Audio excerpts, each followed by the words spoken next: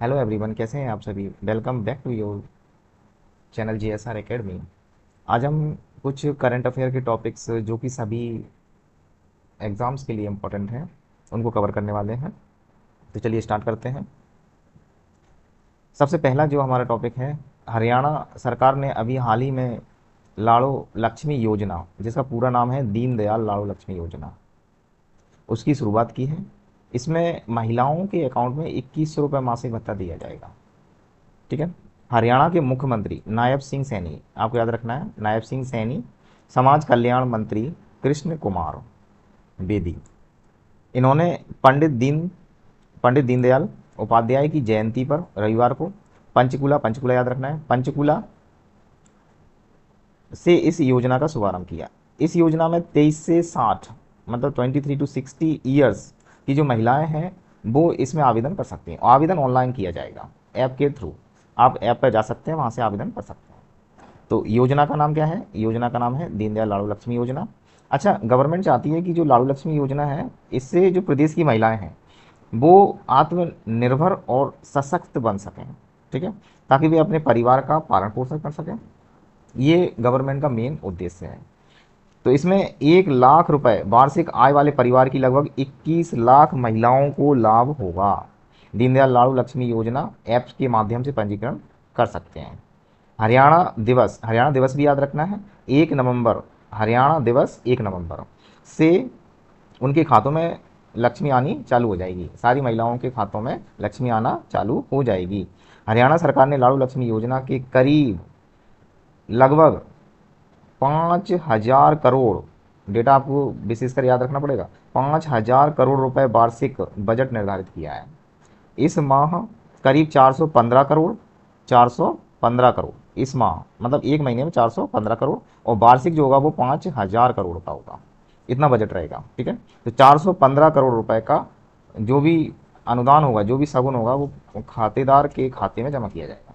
प्रथम चरण में जो विवाहित हैं, अविवाहित हैं, दोनों वर्ग की महिलाएं हो रही, इसमें 20 लाख, अप्रोक्स डेटा है, 20,97,256 महिलाएं शामिल रहेंगी। तो मुख्यमंत्री नायब सिंह सैनी पंचकुला के इंद्रधनुष, ध्यान रखना है, इंद्रधनुष स्टेडियम में सुबह 11 बजे दीनदयाल लाड़ू लक्ष्मी योजना की ऐप से शुरुआत की है उन्होंने।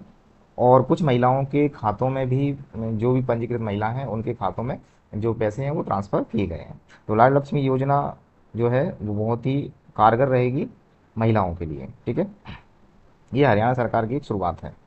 तो इसमें कौन कौन योजना का फ़ायदा जिनको फ़ायदा मिलेगा उनके बारे में और बता देता हूँ। तो दीनदयाल लाड़ू लक्ष्मी योजना में सिर्फ महिलाएं ही आवेदन कर सकती हैं। ठीक है, केवल और केवल महिलाएं ही आवेदन कर सकती हैं। महिलाओं की उम्र होनी चाहिए 23 साल से अधिक और 60 साल से कम। अगर महिला अविवाहित है तो कम से कम 15 साल से हरियाणा में रह रही है, या फिर अगर महिला विवाहित है तो उसके पति 15 साल से हरियाणा का निवासी होने चाहिए। तो ये कुछ कंडीशंस हैं। और आवेदक महिला की आय 1 लाख रुपए सालाना से कम होनी चाहिए। जो उनकी परिवार की आय है वो 1 लाख रुपए सालाना से कम होनी चाहिए। महिला के परिवार में कोई भी सदस्य इनकम टैक्स देने वाला नहीं होना चाहिए, ये मुख्य रूप से देखा जाएगा। महिला की फैमिली में किसी मेंबर की सरकारी नौकरी नहीं होनी चाहिए। महिला पहले से किसी अन्य सरकारी योजना के तहत लाभ नहीं ले रही हो। तो ये सब इसकी कंडीशंस हैं। जो भी महिला इनको फुलफिल कर लेगी तो वो इसको पंजीकृत करवा सकती है। अच्छा, इसमें एक क्वेश्चन ये भी आता है कि महिलाओं के मन में ये सवाल होता है कि एक परिवार में कितनी महिलाएं इसका लाभ ले सकती हैं। तो लाड़ू लक्ष्मी योजना का फ़ायदा लेने के लिए परिवार में महिलाओं की संख्या की कोई पाबंदी नहीं है, लेकिन वही बात फिर आ जाती है, पात्रता तो पूरी करनी ही पड़ेगी ना, शर्तें तो पूरी होनी चाहिए। तो योजना के तहत एक परिवार की सास हो, बहू हो, बेटी हो, सभी इसका लाभ ले सकेंगे। ठीक है। तो ये हरियाणा गवर्नमेंट ने जो योजना चालू की है उसके बारे में है। अब नेक्स्ट, अगला हमारा जो टॉपिक है, जल प्रहार। जल प्रहार 2025, इसका जो अभी समापन हुआ है उसके बारे में है। तो हमारा जो टॉपिक है, भारतीय नौसेना ने भारतीय सेना के साथ द्विवार्षिक संयुक्त अभ्यास जल प्रहार 2025 सफलतापूर्वक पूरा किया। भारत के पूर्वी तट पर आयोजित इस अभ्यास का उद्देश्य जल थल युद्ध में अंतर सेवा सहयोग और परिचालन तत्परता को मजबूत करना था। अच्छा, ये जो है वो बंदरगाह चरण पर भी हुआ है, और मतलब दो चरणों में हुआ है। एक तो मतलब बंदरगाह चरण पर हुआ है, और एक समुद्री चरण पर हुआ है। तो बंदरगाह चरण पर 16 से 20 सितंबर 2025 तक विशाखापट्टनम में आयोजित किया गया था। अब इसमें क्या क्या था, इसमें सेना के जवानों को आईएनएस घड़ियाल, एक मगध श्रेणी के उभयचर युद्धपोत पर शामिल और एकीकृत किया गया। गतिविधियों में जहाज पर प्रशिक्षण, सुरक्षा ब्रीफिंग और सैनिकों को समुद्री जीवन से परिचित कराने के लिए अभिविन्यास सत्र शामिल थे। तो इसमें बहुत सारे जो मगध श्रेणी के थे, उभयचर युद्ध पोत के थे, तो इसमें बहुत सारी एक्सरसाइज की गई है। ठीक है। और समुद्री चरण में क्या, समुद्री चरण 21 से 30 सितंबर तक किया गया था। समुद्री चरण काकीनाडा, काकीनाडा एक बंदरगाह है के पास आयोजित किया गया था। इस चरण में वास्तविक उभयचर अभियान, जैसे जहाज को किनारे पर लाना, मतलब जहाज अगर समुद्र के बीच में तो उसे किनारे पर कैसे लाया जाए, और लैंडिंग क्राफ्ट असॉल्ट, जहाज़ों को उतारना, और बीएमपी उभयचर पैदल सेना लड़ाकू वाहनों की तैनाती शामिल। इस पूरे अभियान में ये सब इसमें किया गया था। ठीक है। तो मतलब इसमें जो जल प्रहार है 2025, इसमें बंदरगाह चरण, ये हमें याद रखना है, बंदरगाह चरण 16 से 20 सितंबर तक किया गया था। वो कहाँ किया गया था, विशाखापट्टनम में किया गया था। और समुद्री चरण 21 से 23 सितंबर, और ये कहाँ पर संपन्न हुआ था, काकीनाडा में, काकीनाडा में, काकीनाडा पोर्ट पर हुआ था। तो कुछ इसमें डेट्स हैं वो हमें याद रखना है। अच्छा, जो विशाखापट्टनम है उसके बारे में देखते हैं। Visakhapatnam is located in the state of Andhra Pradesh. ये विशाखापट्टनम कहाँ पर है, आंध्र प्रदेश में है। ये आंध्र प्रदेश है पूरा, और विशाखापट्टनम यहाँ पर है। ये पोर्ट है विशाखापट्टनम, मेन पोर्ट है। और ये भी हमें याद रखना है कि जो आंध्र प्रदेश है इसके पास तेलंगाना है स्टेट, छत्तीसगढ़ इससे, और उड़ीसा, कर्नाटका, ठीक है, और तमिलनाडु। इन स्टेट्स के नाम भी याद रखने हैं। और ये हमारे पास विशाखापट्टनम है, जो कि कहाँ पर है, आंध्र प्रदेश में। तो Visakhapatnam is located in the state of Andhra Pradesh in India. It is largest and most popular metropolitan city है, मोस्ट पॉपुलर मेट्रोपॉलिटन सिटी है in Andhra Pradesh, and known for its port, beaches and cultural history के लिए। ठीक है। तो ये विशाखापट्टनम हमारे लिए बहुत फेमस, मतलब इंडिया के लिए हमारे लिए बहुत फेमस है, और ब्यूटीफुल बीच भी माना जाता है। Its port with India's oldest shipyard है, ओल्डेस्ट शिपयार्ड है। Natural beauty includes capes and valley, cultural sites like ancient temples. तो ये हम याद रख सकते हैं कि विशाखापट्टनम किस तरीके से हमारे लिए इम्पोर्टेंट है। नेक्स्ट हम बंदरगाह देखते हैं। भारत के 13 जो प्रमुख बंदरगाह हैं उनकी सूची है। सबसे पहला जो है वो दीनदयाल बंदरगाह है, जो कि कांडला, कांडला के नाम से भी जाना जाता है, जो गुजरात में है। कहाँ पर है ये, गुजरात में। मुंबई बंदरगाह महाराष्ट्र में है। जवाहरलाल नेहरू निहावा सेवा बंदरगाह महाराष्ट्र में है। और मोरमगांव बंदरगाह गोवा में है। मैंगलोर बंदरगाह कर्नाटक में है। कोचीन बंदरगाह केरल में है। पूर्वी तट पर देख लेते हैं, ये थे हमारे पश्चिमी तट के। अब पूर्वी तट पर देखते हैं, ये पश्चिमी तट के थे। पूर्वी तट पर कौन से हैं, कोलकाता बंदरगाह है पश्चिमी, पश्चिम बंगाल में है। पारादीप बंदरगाह उड़ीसा में है। विशाखापट्टनम है आंध्र प्रदेश में। और कामराजार है, इसे हम एन एन एन्नोर बंदरगाह तमिलनाडु, तमिलनाडु में है। चेन्नई बंदरगाह तमिलनाडु में है। और बीयू चिदम्बरनार, ये इसको हम बोलते हैं तूतीकोरिन बंदरगाह तमिलनाडु में है। पोर्ट ब्लेयर बंदरगाह अंडमान और निकोबार द्वीप समूह में है। ठीक है। तो ये 13 के 13 जो बंदरगाह हैं ये हमें याद रखने हैं, इंपॉर्टेंट हैं, सारे के सारे इंपॉर्टेंट बंदरगाह हैं, कोई भी पूछा जा सकता है। नेक्स्ट, ये कुछ एक्सरसाइज की पिक ली गई है, जो एयर में, पोर्ट पर, शिपयार्ड सी में, इस तरह से ये समुद्र से इस तरह से पोर्ट पर या ज़मीन पर किस तरह सरफेस से कैसे लाए जा सकते हैं। नेक्स्ट टॉपिक है हमारा नासा और इसरो के बारे में। जो नासा और इसरो की कंबाइन जो सैटेलाइट है लॉन्च की गई थी उसके बारे में। नासा और इसरो की जो कंबाइन सैटेलाइट है उसने सबसे पहला जो इमेज भेजा है वो है, नासा इसरो निसार उपग्रह ने पृथ्वी की पहली तस्वीरें भेजी हैं। ठीक है।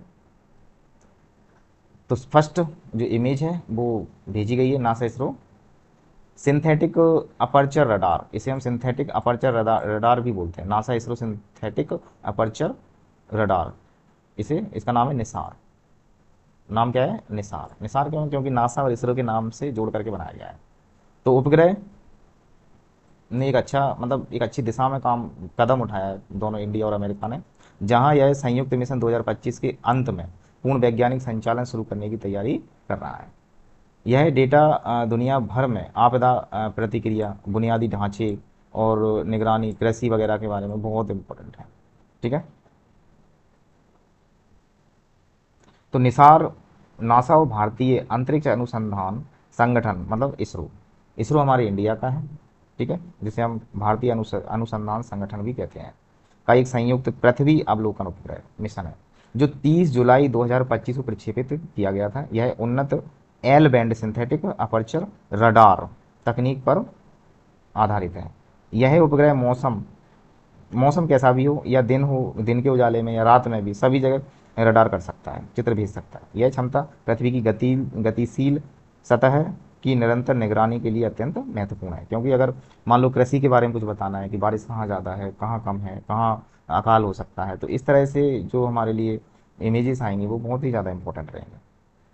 अमेरिकी अंतरिक्ष एजेंसी ने आगे ये भी बताया है कि कैसे एल बैंड SAR यह पता लगा सकती है कि प्रत्येक क्षेत्र में किस प्रकार का भू आवरण, निचली वनस्पति, पेड़ और मानव संरचना मौजूद है। तो इतने सारे लाभ हैं इस सैटेलाइट से। ठीक है। यह क्षमतावन आर्द्र भूमि परिस्थितिक तंत्र के लाभ हानि सभी के बारे में निगरानी रख सकता है। मौसमों के बारे में निगरानी रख सकता है, महत्वपूर्ण हमें जो भी जानकारियां हैं वो दे सकता है। ठीक है। तो निसार, अच्छा निसार और जो निसार का अर्थ क्या है? नासा और इसरो सिंथेटिक रडार, नासा और इसरो दोनों ने मिलकर के बनाया है, इसलिए इसे निसार बोला जाता है। नासा और इसरो दोनों ने मिलकर के बनाया है, इसलिए इसे निसार बोला जाता है। ठीक है। तो इस तरह से यह उपग्रह मौसम या अंधेरे में या उजाले में किसी भी वक्त चित्र प्रदान करता है। ठीक है। निसार अमेरिका और भारत के बीच सफल अंतर्राष्ट्रीय सहयोग का उदाहरण है। यह साझेदारी नासा की रडार तकनीक और इसरो की प्रक्षेपण क्षमताओं का संयोजन करती है। यह मिशन न केवल पृथ्वी अवलोकन में सहायता करता है, जबकि गृह विज्ञान और चंद्र और मंगल मिशनों सहित भविष्य के अंतरिक्ष अन्वेषण प्रयासों में भी सहायता करेगा। तो ये नासा और इसरो के बारे में, मतलब नासा और इसरो ने जो कंबाइंड सैटेलाइट लॉन्च की है उसके बारे में था। इम्पोर्टेंट है। ये वो सैटेलाइट है जो नासा और इसरो के द्वारा अंतरिक्ष में भेजी गई है और जिसमें पहली इमेज हमें भेजी है। ये हमारी इन इस सैटेलाइट के द्वारा भेजी गई पहली इमेज है। ठीक है। तो ये हमें याद रखना है। अब PM, मतलब मोदी जी ने PM ई ड्राइव, मतलब EV चार्जिंग के लिए नया उत्प्रेरक, ये जो चार्जिंग स्टेशन लगाए जाएंगे, 72,000 नए चार्जिंग स्टेशन इंस्टॉल किए जाएंगे, जिससे ये जो EV की खरीदारी है, मतलब जो लोग EV को खरीदने से इसलिए डरते हैं क्योंकि वो उसका जो स्टेशन नहीं है, चार्जिंग स्टेशन कम है, इस वजह से ये डर लगा रहता है कि डिस्चार्ज हो जाएगा तो हम फिर बीच में अटके ना रह जाएं। ठीक है। तो जो भी इसके द्वारा 72,000 नए चार्जर लगाने का प्रोग्राम है। तो चार्जिंग इंफ्रास्ट्रक्चर के लिए देश भर में सार्वजनिक EV चार्जिंग स्टेशनों के विस्तार के लिए 2,000 करोड़ निर्धारित किए गए हैं। धनराशि 2025 और 2026, इस धनराशि से लगभग 72,000 चार्जर लगाने के, मतलब इंस्टॉल करने के प्रोग्राम रखा गया है। यह पहल EV अपनाने की गति को तेज करेगा, क्योंकि ये रेंज एंजाइटी जो बनी रहती है चार्जिंग खत्म होने की, उसका डर बना रहता है कि हम जा रहे हैं रास्ते में चार्जिंग खत्म हो जाएगा, तो उससे बचाने के लिए, उनकी चिंताओं को दूर करने के लिए ये स्टेशन लगाए जाएंगे। चार्जिंग इंफ्रास्ट्रक्चर को बढ़ावा भी मिलेगा इससे, और गवर्नमेंट ये भी चाह रही है कि सब्सिडी 100% दी जाए। तो सब्सिडी को जो 100% है वो सरकारी कार्यालयों के लिए, अस्पतालों के लिए, शैक्षणिक संस्थानों के लिए, आवासीय कॉलोनियों के लिए, जो भी 100% सब्सिडी है, सब्सिडी दी जा रही है, 100% सब्सिडी है, जो कि सभी सरकारी है, शैक्षणिक है, आवासीय कॉलोनी है, यहाँ पर जो चार्जिंग उपकरण होगा उन पर 100% सब्सिडी मिलेगी। ठीक है। अब उच्च सब्सिडी, सेकंड, उच्च सब्सिडी कहाँ मिल सकती है? 100% नहीं होगी, लेकिन उच्च सब्सिडी हो सकता है 80%, हो सकता है 95% चार्जिंग में मदद मिल सकती है, मतलब सब्सिडी की मदद मिल सकती है। तो ये जगह है, वहाँ पे शॉपिंग मॉल में हो सकता है, बाज़ारों में हो सकता है, राजमार्गों में हो सकता है, सड़कों पर हो सकता है। तो यहाँ पर 80% तक सब्सिडी गवर्नमेंट दे सकती है। ठीक है। बड़े शहरों, ये कहाँ कहाँ जा सकते हैं, जैसे चार्जिंग जो नेटवर्क है वो कहाँ कहाँ फैलाया जा सकता है। बड़े शहर हैं जो 10 लाख से अधिक आबादी वाले शहर हैं, वहाँ पर इसको लगाया जा सकता है। बड़े शहर, राजधानियों में लगाया जा सकता है। तो बड़े शहर तो 10 लाख से ज़्यादा आबादी वाले हैं, वहाँ पर लगाया जाएगा। राजधानी क्या है, जैसे प्रदेशों की राजधानी है, जैसे मध्य प्रदेश का है भोपाल, भोपाल में लगाया जा सकता है। ठीक है। तो जितनी भी राजधानियाँ हैं वहाँ पर ये लगाया जा सकता है, इंस्टॉल किया जा सकता है। स्मार्ट शहर में लगाया जा सकता है, जहाँ पर मंत्रालय वगैरह है, स्मार्ट शहर जो है वहाँ पर लगाया जाएगा। मेट्रो से जुड़े दिल्ली, मुंबई, कोलकाता, चेन्नई, हैदराबाद, बेंगलुरु, अहमदाबाद जैसे मेट्रो शहरों में भी इसको इंस्टॉल किया जाएगा। राजमार्ग है, जैसे राजमार्ग, अगर कोई व्यक्ति यहाँ से 1400-1500 किलोमीटर दूर जा रहा है, तो इतना ईवी तो है नहीं कि वो चार्जिंग रहेगा, डिस्चार्ज हो जाएगा। तो उसको बचाने के लिए राजमार्गों पर लगाया जाएगा, जिससे क्या एक राजमार्ग से दूसरे राजमार्ग पर अगर अपन चढ़ रहे हैं तो वहाँ पर भी उसको चार्जिंग की सुविधा उपलब्ध कराई जा सकेगी। ठीक है। अब वाहन कौन कौन से होंगे इसमें, ईवी, टू व्हीलर भी हो सकते हैं, थ्री व्हीलर होंगे इसमें। अगर टू व्हीलर और थ्री व्हीलर हैं तो 48,400 चार्जर लगाए जाएंगे, और फोर व्हीलर हैं तो 22,100 फास्ट चार्जिंग होंगे, और ई बसेस हैं, ट्रक्स हैं, ये 1800 फास्ट चार्जर होंगे। तो इस तरह से जो ई ड्राइव है उसको, मतलब चार्जर्स को इंस्टॉल किया जाएगा। और कई कंपनियां हैं जो बैटरी स्वैपिंग की सुविधा भी हमें देती हैं। स्वैपिंग का मतलब होता है बदलने, बैटरी बदलने की सुविधा। जैसे एक गाड़ी ले जाते हैं स्टेशन पर, चार्जिंग स्टेशन पर, वहाँ से दूसरी बैटरी निकाल के अपने में डाल लेते हैं, अपनी जो ईवी है उसमें डालते हैं, और अपनी बैटरी उसमें से निकाल के चार्जिंग के लिए लगा देते हैं। तो दूसरा व्यक्ति आएगा तो वो वाली बैटरी उठा लेगा। तो इसे हम स्वैपिंग की सुविधा बोलते हैं। तो इसमें भी काफ़ी मतलब कदम उठाए जा रहे हैं। ठीक है। अब जो इसकी निगरानी के लिए किसको रखा गया, इसकी निगरानी के लिए BHEL को रखा गया है। गवर्नमेंट ने BHEL मतलब भारतीय हैवी इलेक्ट्रिक्स को इसकी निगरानी के का जिम्मा दिया है। तो प्रोजेक्ट इम्प्लीमेंटेशन एजेंसी के रूप में नामित किया जा रहा है। तो ये नाम हमें याद रखना पड़ेगा, BHEL, जो चार्जिंग स्टेशनों की तैनाती की देखरेख करेगा, सब्सिडी का वितरण, प्रदर्शन और अनुपालन के मानदंडों से जुड़ा होता है। ठीक है। तो ये आज के लिए हमारे टॉपिक थे। तो हमने सबसे पहले जो टॉपिक है, मैं एक बार पूरा रिवीजन करा देता हूँ। तो सबसे पहले हरियाणा गवर्नमेंट ने जो लाड़ लक्ष्मी योजना की शुरुआत की, इसमें महिलाओं को 2100 रुपये पर माह उनके अकाउंट में भेजे जाएंगे। तो ये है। फिर इसके बाद हमने देखा, अच्छा इसमें हमें याद रखना है कि नायब सिंह सैनी, जो हरियाणा के मुख्यमंत्री हैं नायब सिंह सैनी, और मंत्री कृष्ण कुमार बेदी, और किसकी जयंती पर इसको किया गया है, पंडित दीनदयाल उपाध्याय। ठीक है। और 5,000 करोड़ वार्षिक इसमें खर्च करेगी गवर्नमेंट, और करीब 415 करोड़ रुपए, 415 करोड़ रुपए मासिक सहायता इसमें दी जाएगी। ठीक है। चलो आगे बढ़ते हैं। जल प्रहर, जल प्रहर 2025, इसमें हमें याद रखना है कि योजना का नाम जलप्रलय 2025, और 16 से 20 सितंबर 2025 विशाखापट्टनम में किया गया था। सब चरण जो है वो 21 से 23 सितंबर में काकीनाडा के पास किया गया था, ये हमें याद रखना है। और विशाखापट्टनम क्यों, कहाँ पर है, आंध्र प्रदेश में है, आंध्र प्रदेश याद रखना है। ठीक है। और क्यों क्यों किस लिए फेमस है इसके बारे में पता होना चाहिए। तो आइए, भारत के प्रमुख 13 बंदरगाहों के बारे में हमने देखा था, जिसमें जो 13 बंदरगाह थी उनकी लिस्ट है, ये आप याद रख सकते हैं। काफ़ी बार पूछा गया है, मतलब SSC वगैरह के एग्जाम में ये पूछा जाता है। आगे चलते हैं। तो नासा इसरो की जो जॉइंट कंबाइंड सैटेलाइट है, वो भी उसने जो पहली तस्वीर भेजी उसके बारे में देखा है। तो ये भी इसके बारे में आपको याद रखना है। फिर आया हमारा PM ई ड्राइव, जो चार्जर इंस्टॉल करने के लिए जो सब्सिडी दी जा रही है गवर्नमेंट के द्वारा। 72,000 नए चार्जर इंस्टॉल किए जाएंगे, जिसमें 100% सब्सिडी है, उच्च सब्सिडी है। बड़े शहर में लगाए जा सकते हैं, राजधानियों में, मेट्रो से जुड़े हुए प्रमुख राजमार्गों में, टू व्हीलर के लिए, थ्री व्हीलर के लिए, ठीक है, फोर व्हीलर के लिए। तो ये सभी, और इसमें BHEL का नाम याद रखना है, जिसे मॉनिटरिंग के लिए रखा गया। ठीक है। ओके। तो ये थी आज की अपनी क्लास। ये नरेंद्र मोदी जी हैं, जिन्होंने इलेक्ट्रिक व्हीकल के लिए चार्जर इंस्टॉल करने की योजना लाई है, मतलब प्लानिंग की है। ठीक है। तो थैंक यू एवरीवन। अगर आपको ये वीडियो पसंद आया हो तो आप लाइक, शेयर और अपने दोस्तों के साथ सब्सक्राइब, मतलब शेयर कर सकते हैं और सब्सक्राइब कर सकते हैं। ओके। Thank you all.